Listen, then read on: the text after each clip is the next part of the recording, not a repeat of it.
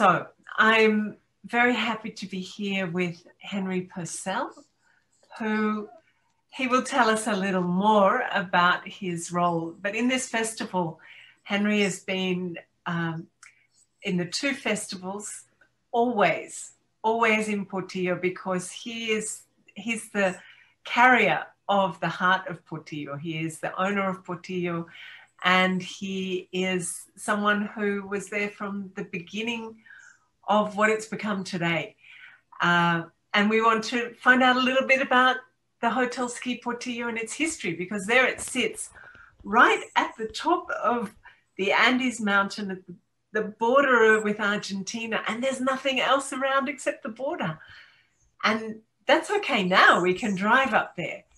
But, 40 years ago, 50 years, let's find out, because it's a great story. So Henry, very warm welcome, and thank you for saying yes to this, because we have been showing videos all day, and all the videos show this extraordinary image from a drone, I suppose, of where Hotel Portillo sits in the middle, with the laguna, with the mountains. And we would love to hear a little bit from you about its history. So Henry Purcell, thank you for saying yes, and welcome. Well, it's a pleasure to be here, Caroline, and we're so impressed with the work that everybody is doing to put this event together, and with the complications that we have this year, it's amazing what they've been able to do. Yeah. Let me start with Portillo back in the 1930s. Actually, the first skiers in Portillo were skiers that were brought from Norway to ski over the area where the future railroad was going to go between Chile and Argentina. And they brought them with the idea and because nobody knew what happened in the mountains in the winter. Right. And these fellows did their job and went home. But later, during the railroad was inaugurated in 1910, and then during the next 20 years, Portillo was basically part of the railroad. They had a building down where the military is now, which was called Hotel Portillo. And the Europeans who lived in Chile and had learned to ski at home began to go to Portillo, and they would ski using either walking or riding the railroad back and forth. So it was an early start that we had. The first lifts appeared in late 1930s. We don't have an exact date for it, but we know that it was there, and was there for like 10 years, while they began with the construction of the hotel, of the new hotel, which was an invention or a dream of some architects and engineers, Chilean fellows, and which finally, after many years of hard work and construction and financial failures and whatnot, they managed to get it finished in 1949. By then, the Chilean government had become the owner of the project, and they ran it for the next 10 years. They hired Emil Ley as the head of their ski school, and they had a few lifts, which were actually the first chairlift there had wooden towers, if you can imagine such a thing. Wow. Wow, that's just mind-blowing.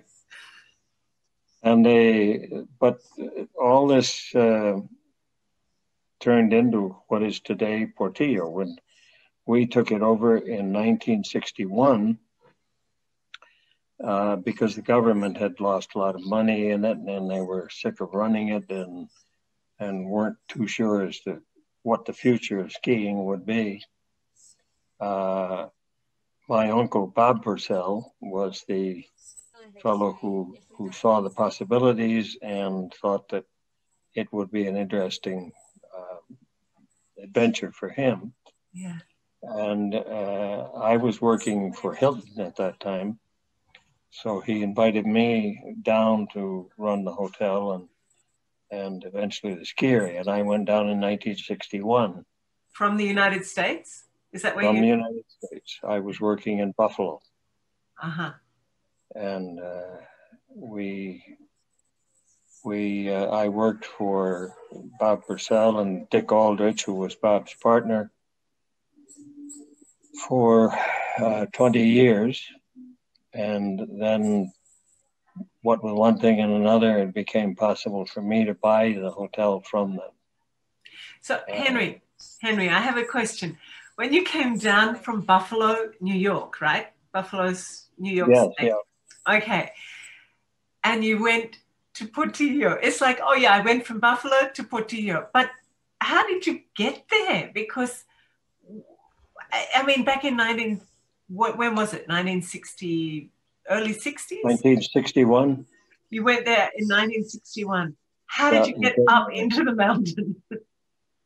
Well, the only way you could get into the mountains, well, in the summer you could drive on a very difficult dirt road.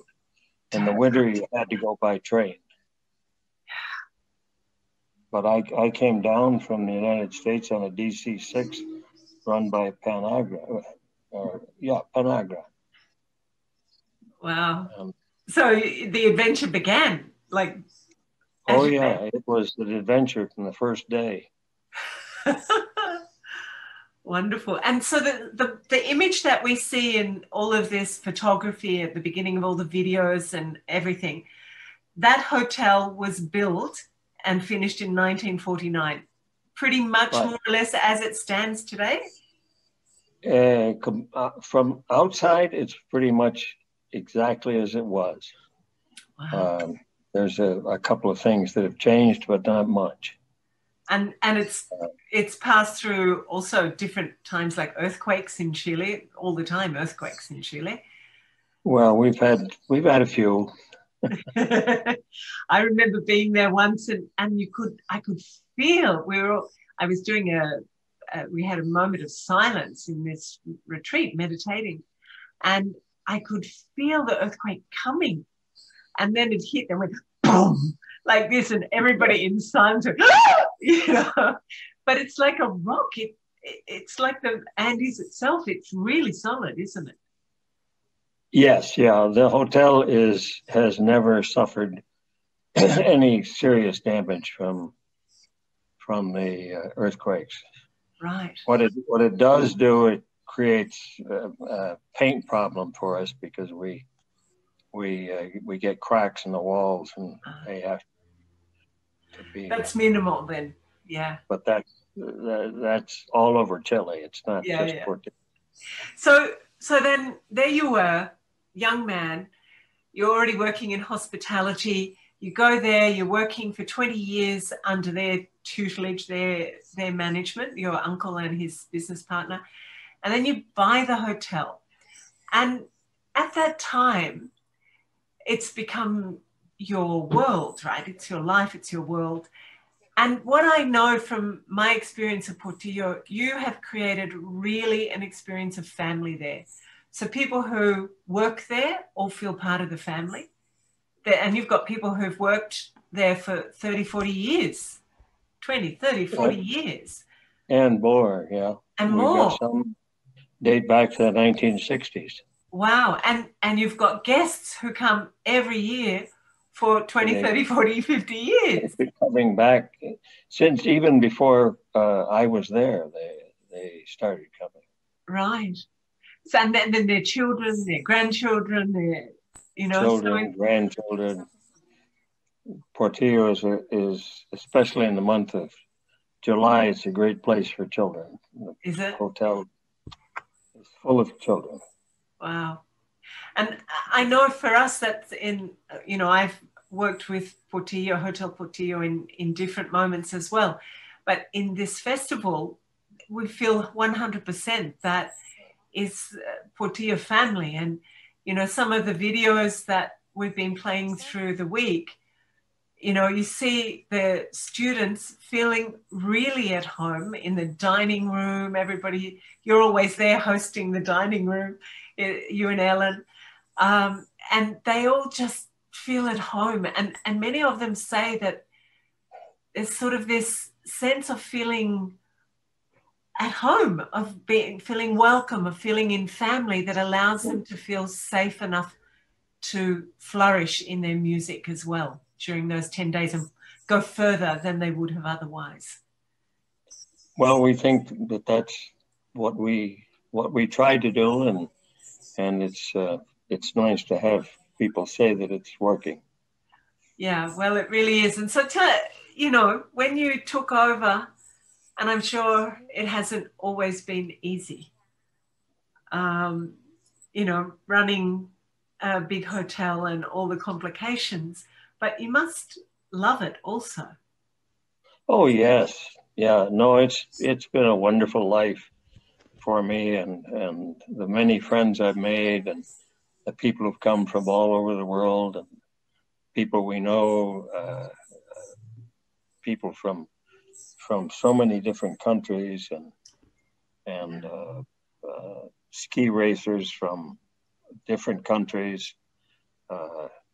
We know the American ski team has been coming to Chile for years, and so we know all of the people that are racing now and doing wonderful things in Europe. Right, and of course your great partner in life, your wife Ellen, was one of those people who came to visit and, you know, came back and stayed eventually. She came the first time to work in the ski school. Okay. And actually, we have a couple of pictures of us together, but we really didn't, you know, just nothing happened in those days. But years later, she began to work or she was working for Disney, and she had to do a job in Chile and in Santiago, and the only person she could remember in Santiago that might still be there was me from her trip back in 1980. So she called me and invited me for lunch, and I said, no, I'll take you for lunch, and off we went. And that was the beginning of the end. Of a wonderful relationship. We've been married for almost 25 years now, and it's been a great relationship. And it really looks and feels like that when we're at the festival there, and this sense that, you know, you really are a wonderful team, and like the parental hosts, you know, all the kids feel you're there, they see you. They're not kids, they're young adults, you know. We feel that too. There's this sort of backbone sitting there when we're there. And you're always in the concerts, and you're a musician too. I play the clarinet. I have for years, and I love it. Yeah. I'm not very good at it. I'm certainly not at the level that these young people in Portillo are, but I have fun with it. Yeah. And I think that, you know, that is really important for anyone to know that music is a gift for oneself. It's not, doesn't have to be a career. You know, to be able to take an instrument. I haven't yet, but take an instrument and play it for the beauty of playing it. You know, the joy of playing it. Yeah. It's a great thing to have done. Yeah. Henry, we only had a little bit of time to talk about this, but for you, in terms of the festival and Portillo and the hotel, you know, has it been what has it been for you in all of these years of it being a ski hotel and all the different things that have happened, and now there's music there annually? It's been a wonderful experience for us, and it's really sad that this year we haven't been able to be together in the hotel, because we've had to do this this virtual thing, and which, well, I mean, we're not the only ones in the world suffering this, but it certainly is unusual, and well, as I was saying earlier, we've learned to do a lot of things we never thought we were going to have to do. Absolutely, that we never even imagined possible, some of them. Yeah. So, well, for us, it's an absolute blessing to feel part of the Portillo family, of which you are the head of the family. And we look forward to being there in person next year, and, you know, sharing the dining room and the concerts and passing in the hallways and being in the evening, you know, jam sessions, and just enjoying again being together. So thank you very, very much. Well, you're welcome. It's been a pleasure working with you. Thank you, Henry. Give my love to Ellen, and look forward to seeing you next year or before, if possible. I hope so. Wonderful. Thank you. Okay.